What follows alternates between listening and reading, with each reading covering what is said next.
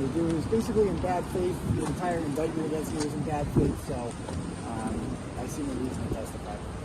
So you'll be able to be in court for everyone but the named witnesses in the witness intimidation case? Yeah, I don't think that's been adjudicated yet, but the key thing is if you're on this press release, you can't talk about the case, you can't watch the case, you can't report on the case, so I would effectively not be able to do my job for like 3 months if I was sequestered, so today was a good day.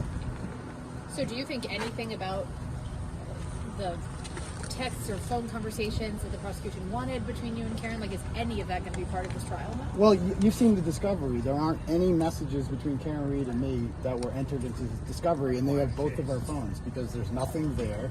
It's a wild, fishing expedition, and they have all of our messages, and Karen Reed and me never conspired to intimidate witnesses. So it's pretty boring what's in our phone, quite frankly. Were you surprised that Hank said that he's essentially playing it by ear, whether or not he initially wanted to call you? Yeah, I think that was just a tactic because he knows he wasn't never going to call me. He knew that was never going to happen. So, but he knew we were going to assert the fifth, so he kind of wanted to throw it out there, I think, by saying that, well, we might call him later, so we'll keep him on the sequestered list just in case.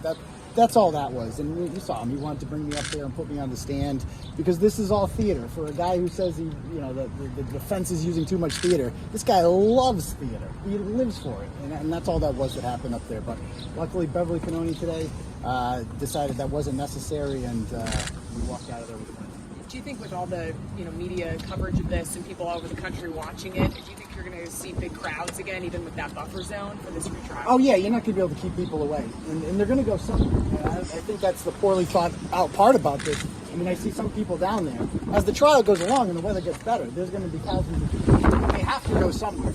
So I don't know what the plan is. I don't know if Beverly Cannoni asked the merchants of Dedham, do you guys mind being inconvenienced by this? Because they're all going to go down there now. And so, yeah, people are going to be here. More people will be here in the first trial, I guess.